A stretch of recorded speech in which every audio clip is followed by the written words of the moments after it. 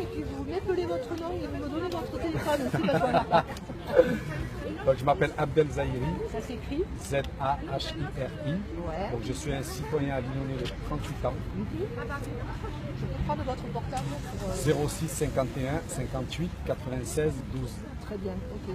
Vous pouvez nous expliquer quel est le but de la manifestation d'aujourd'hui? D'abord, s'il suffisait que de vous expliquer, j'allais dire, vous n'avez vraiment pas besoin de moi pour comprendre pourquoi on est là. Parce qu'on va essayer de ne pas faire dans l'hypocrisie, tout le monde sait pourquoi on est là et tout le monde connaît les enjeux qui arrivent. D'accord? Nous, on va vous dire, nous, comment on voit la chose. Aujourd'hui, et depuis très longtemps on le dit, il y a quelque chose qui se joue en arrière-cour. Il y a quelque chose qui se trame et on n'en avait pas pris conscience quand il y a eu le 11 septembre. C'était la déclaration que Bush avait faite qui était sur ce choc des civilisations. On pensait que le choc des civilisations, c'est une parole de plus qui est donnée dans un monde qu'on connaît. Eh bien non, en fait, c'était vraiment une idéologie qui s'est mise en place, qui a mis du temps avant d'arriver en France, mais que maintenant elle est installée. C'est cette notion qui vise à dire que l'islam est en guerre contre la civilisation, sous-entendue occidentale. Et ça a mis du temps, et c'est arrivé chez nous, et aujourd'hui nous avons non seulement une grande partie de nos concitoyens qui le pensent, mais en plus nous avons tous les politiques et les médias qui ont surfé dessus. Et nous sommes dans une situation telle qu'aujourd'hui, on est capable de voir en France, dans le pays des droits de l'homme, le pays qui a une histoire tellement connue dans le monde pour ses valeurs universelles, on est capable de voir en France des maires, des politiques venir et bafouer tout la Constitution française et la Constitution républicaine. Donc si nous on est là, c'est parce que nous sommes des citoyens français de confession musulmane, mais attachés surtout à cette République et à ces lois dans lesquelles nous avons grandi et qu'on nous a apprises. Or ces lois aujourd'hui, elles sont complètement changées et par nature, puisqu'on change les lois, on est en train de changer le sens de ce pays. Dans ce pays, on pouvait avoir une conscience. Dans ce pays, on pouvait avoir le droit de pratiquer sa foi. C'est faux. Celui qui me dit cela, c'est un menteur. Dans ce pays, on n'a plus le droit de pratiquer notre foi. Ou du moins, on peut la pratiquer de manière partielle. Et l'hypocrisie, en fait, et c'est aussi pourquoi on est là, c'est pas simplement pour dire on a le droit de porter un foulard ou de ne pas en porter. C'est de dire, vous imaginez qu'ils ont trouvé comme prétexte pour s'attaquer à cette notion de la liberté de conscience, la liberté de la femme. Et là, je peux m'arrêter 2 secondes. On est dans un pays où les femmes touchent 25% de moins que les hommes. On est dans un pays où simplement 27% de femmes sont à l'Assemblée. On est dans un pays où les femmes n'accèdent pas aux responsabilités, aux hautes responsabilités, alors qu'elles ont les mêmes compétences que les hommes. On est dans un pays où une femme meurt tous 3 jours. Vous imaginez, ils viennent parler de l'égalité entre hommes et femmes. Comment ça se fait que ce soit un homme qui soit porte-parole des femmes qui sont derrière? Parce qu'il n'a jamais été le combat que nous menons ici, ça n'a jamais été une condition, un combat des femmes ou des hommes, c'est un combat de citoyens engagés. Aujourd'hui, vous voulez dire les hommes à la tête, c'est pas une histoire de tête ou pas. Qui sont derrière? Et quelles sont celles qui se mobilisent le plus? De tous nos mouvements que nous avons, c'est les femmes. Donc aujourd'hui, c'est faux de dire que dans la communauté musulmane, on maintient les femmes à la maison, fermées. C'est faux de dire aujourd'hui que dans ce pays, les femmes ont autant de droits que les hommes. Et c'est encore plus faux d'essayer de faire croire que c'est l'islam en fait qui est l'emblème de tout ça. Si vous les écoutez eux, donc c'est l'islam qui fait les lois, c'est l'islam qui régit les lois et c'est l'islam qui est dans la mise en place des lois. Or c'est faux. Il n'y a pas de musulmans à l'Assemblée nationale. Il n'y a pas de loi islamique. Il n'y a pas de charia. Tout ce que nous avons dans ce pays-là, c'est fait par des gens de ce pays-là. Alors posons-leur la question. Pourquoi vous ne leur posez pas la question? Vous êtes capable de dire à tout va que le burkini est interdit. Pourquoi vous n'allez pas vous les voir politiques et pourquoi vous ne leur dites pas pourquoi les femmes n'ont pas accès aux mêmes droits que les hommes? C'est pour ça que je dis que les médias jouent un rôle important. Parce que vous avez relayé en boucle tout ça. Toute la connerie humaine, vous la relayez en boucle. Qu'est-ce que vous avez à dire sur le burkini finalement? Conseil d'État si je suis vraiment là, c'est parce que je me suis empêché de dire quoi que ce soit. Le burkini, la kippa, la fille qui se met en mini-jupe, j'en ai rien à faire. Elle fait ce qu'elle veut, je m'en fous. Tant qu'elle ne vient pas à moi m'imposer ce qu'elle pense ou ce qu'elle fait. Vous pouvez nous rappeler ce que vous disiez tout à l'heure, qu'en fait en France on a oublié ce que c'est que la loi sur la laïcité? Vous imaginez, ils ont interrogé Nathalie Kosciusko-Morizet et d'autres. C'est quoi la loi de 1905? Il n'y en a pas un qui a été de parler. Ils vous parlent de la séparation de l'Église et de l'État, mais c'est pas ça la loi de 1905. La loi de 1905, elle veut rien dire quand vous le dites comme ça. Ça veut dire que oui, en tant que fonctionnaire, on n'a pas le droit d'afficher des convictions religieuses. Oui, nous sommes tous d'accord. Il n'y a personne ici qui remet ça en cause. Mais à partir du moment où on n'est plus fonctionnaire, vous n'avez plus aucune restriction. Vous avez le droit de vous balader avec un foulard comme pas de foulard. Vous avez le droit de pratiquer votre culte comme de ne pas le pratiquer à partir du moment où vous n'êtes pas fonctionnaire. Or, ces politiques ne le savent pas. Donc ils ne savent pas que ce que nous faisons là est un droit. Et ils ne savent pas que c'est eux qui bafouent le droit.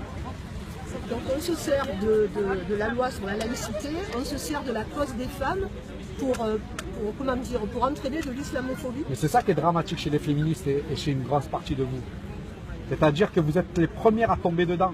Au nom du féminisme, vous êtes en train de parler, mais vous n'avez pas honte. Vous parlez à qui, là? Je parle à ceux qui nous regardent et à tout ce mouvement qui, au nom du féminisme, par exemple, mais vous n'avez pas honte. Franchement, vous arrivez à vous regarder sur une glace quand vous êtes capable d'aller dire à une femme ce que tu dois porter, alors que le combat, l'essence même du féminisme, c'est de dire que le corps appartient à la femme et qu'elle fait ce qu'elle veut de son corps. Alors pour l'avortement, on a le droit de dire chaque femme fait ce qu'elle veut. Par contre, si elle porte une jupe longue ou pas, on vient pour lui dire non. Mais pour moi, c'est des hypocrites. Pour moi, le système français est un système hypocrite. C'est-à-dire qu'au lieu d'aller et de parler des vrais sujets et des vraies contradictions de nos politiques, vous n'avez pas honte, franchement, d'être dirigé par des gens qui sont condamnés par la justice, par des gens qui ont détourné de l'argent. Vous vous dites peuple conscient, allez, nous on est les indigènes, nous on est les bas-fonds de la République. Mais vous qui n'êtes pas discriminés, vous qui n'avez pas de problème avec l'islam, vous n'en avez pas marre de voter pour toujours les mêmes et de tomber dans tous leurs pièges. Il y a des gens en France qui se battent contre la discrimination des femmes. Et heureusement qu'ils sont là. Heureusement qu'ils sont là. Alors s'ils se battent pour la discrimination des femmes, je dois les voir à côté de moi pour se battre contre la discrimination qui est faite aux femmes qui portent le foulard ou la kippa ou qui n'en portent pas. C'est trop facile de choisir ces causes. C'est trop facile de dire je suis une femme, je bats pour la liberté de la femme et ensuite je la restreins aux autres. Ça on ne me la fait plus à moi. J'ai étudié moi aussi, pourtant j'ai arrêté en 5e l'école. C'est un alibi. C'est l'alibi. C'est l'alibi, pourquoi? Parce qu'on ne se parle plus. C'est l'ignorance. C'est même pas de l'alibi, c'est de l'ignorance. Alors c'est pour dénoncer la stigmatisation des femmes musulmanes. Non mais ça, notamment. Ça ce que je disais tout à l'heure, c'est que si vous croyez qu'on est encore là à dénoncer, c'est de vous tromper. On est là parce qu'on est en train d'essayer d'avoir la paix. On est là parce que ce que ça va conduire à l'affrontement. Arrêtez de parler encore, de vous penser qu'on est là pour l'islamophobie. Ça y est, vous l'êtes islamophobe. Vous l'êtes. Dans tous les corps de métier, on l'a. Magistrature, police, ça y est. Vous croyez qu'on vient dire arrêtez d'être islamophobe? On le sait que vous l'êtes. Maintenant, la question, c'est jusqu'où vous allez y aller, justement. Jusqu'où? Jusqu'à que les gens pètent les plombs? Eh bien, nous, vous ne nous verrez pas péter les plombs. Par contre, vous nous verrez dans la rue, à 20, et rigolez. Rigolez dans vos télés et dans vos écrans. Rigolez qu'on soit que 20. Vous pouvez rire. Vous savez pourquoi? Parce que si je suis là aussi, c'est par conscience. Parce que Dieu, il m'a dit, vous savez ce qu'il m'a dit, Dieu à moi? Il vous a rien dit à la plupart d'entre vous puisque vous avez renoncé. Mais moi, vous savez ce qu'il m'a dit à moi, Dieu? Il m'a dit que quand il y a une injustice, tu te lèves et tu dois toujours être juste. Donc moi, j'ai pas envie de vous faire du mal. Vous allez tellement me blesser, mais je ne vous ferai pas du mal. Je vais marcher jusqu'à un jour que je vais partir. Vous voulez que je parte de France? Continuez. Je partirai, vous savez pourquoi? Parce que je ne prendrai pas les armes contre vous. Vous voulez mourir comme des bêtes? Vous voulez tuer toute cette République? Ben tuez-la tout seul. On partira ailleurs. Alors voilà ce que je veux dire aux citoyens français. Vous en avez marre de nous? Ben continuez. Vous les mettez dans le même que ceux qui ne se sentent pas islamophobes, alors qu'ils se lèvent. C'est fini l'hypocrisie. Et je dis ça à la communauté musulmane pareil. Vous croyez que nous sommes ici là, vous croyez qu'on représente les musulmans? On ne représente pas les musulmans. Il y a toute une partie de la communauté musulmane, c'est des hypocrites à commencer par tous ces gens qui nous dirigent au niveau institutionnel. Le CFCM. Vous imaginez le CFCM et tous ces organes qui nous dirigent? Ils sont où? Qui viennent défendre nos droits à nous? Et ces gens-là, vous leur donnez une tribune dans vos médias, comme s'ils étaient représentatifs. Mais vous imaginez s'ils nous représentaient vraiment? Vous pensez que l'immense majorité des musulmans, ils n'en ont pas marre? Pourquoi ils n'appellent pas? Parce qu'ils ne représentent personne. Et vous sautez sur tout ce qui bouge. Des gens qui ne représentent personne, des gens qui disent des conneries. C'est que ça qui fait vivre, malheureusement, la politique de la ville. Par contre, le mec qui est en train de crever parce que son lait, il n'arrive pas à le vendre, vous n'en avez rien à foutre. Le paysan qui est en train de mourir parce qu'il n'arrive pas à payer ses dettes, vous n'en avez rien à foutre. La femme qui meurt tous les 3 jours, vous n'en avez rien à foutre. Et si vous me dites l'inverse, je vais vous dire que vous êtes des menteurs. On fait beaucoup de reportages sur la crise du lait, sur les femmes qui meurent. Écoutez, il n'y a rien de pire pour moi, il n'y a rien de pire que d'essayer de me faire croire que dans ce pays, on se bouge pour les vraies questions. Qui est des journalistes, heureusement. Heureusement qu'il y ait des journalistes. Mais vous êtes les premiers quand je parle avec vous en off pour me dire que vous avez raison. Oui, vous faites des reportages, mais combien vous êtes? Avec le nombre de médias que nous avons, le nombre de journalistes, combien vous êtes? Combien vous êtes à parler des vrais sujets de la discrimination? Vous le savez qu'il y a 7 fois plus de discrimination pour nous? On y a droit quoi? Une fois par an? Quand c'est la journée contre la discrimination, comme la journée d'ailleurs de la femme, on y a le droit qu'une fois par an. Et le reste de l'année, vous n'en avez rien à foutre qu'il y a 50% de taux de chômage dans vos quartiers. On n'en a rien à foutre que la plupart des gens ils n'acceptent pas l'emploi. Non, on s'en fout. Donc ne me dites pas que dans ce pays on s'y inquiète. C'est pas vrai. Et si aujourd'hui j'ai BFM TV, M6 et tout ça, c'est parce que c'est la question de l'islam. Si demain je me serais levé pour une autre question, il n'y aurait eu personne. Parce que depuis quand 20 personnes dans une marche, ça a attiré du monde? On ne sait pas combien il y en a. Vous le savez pas, vous? Ben, nous, on le sait combien on a. On sait très bien que les gens ne se mobiliseront pas. Parce que l'immense majorité de la population, elle se mobilise quand? On est arrivé à être dirigé par 500 000 personnes. Vous savez, l'UMP, c'est 500 000 personnes. Le PS, c'est 400 000 personnes. Nous sommes 65 millions de Français. On est dans un pays où on est dirigé par une minorité. Et bien, même quand elle est aberrante, que fait l'immense majorité des gens? Eh bien, il vous dit, je ne vais pas voter. Vous imaginez dans quel processus on est? C'est-à-dire que les gens, l'immense majorité, elle en a marre d'eux.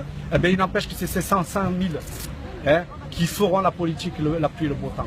Donc, qu'est-ce que vous voulez que je vous dise? Et je ne suis pas en colère. Je vous souris. Hein. Il n'y a pas du tout de colère. Hein. Vous allez passer par la rue de la République ou pas? Non, la rue de la République, elle est interdite pour nous. Ben, ça fait mauvais genre, des gens en foulard à la rentrée. Et c'est exactement ce qu'on nous a dit. Hein. C'est-à-dire que je ne l'invente même pas. Vous avez les RG, vous avez tout ce qu'il faut ici. Hein. Ça fait mauvais genre, des gens en foulard. Vous imaginez comment ça pense? Ben, on ne va pas y aller à la République. Par contre, si on aurait voulu, on serait allé.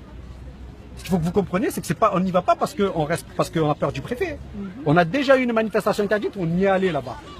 On y va parce qu'on cherche quoi? On cherche des consensus et de coopération. Parce que quand ils vont vous sauter à la gueule, les gens, je le répète, vous allez être content d'avoir des Abdel Zahiri déjà comme eux.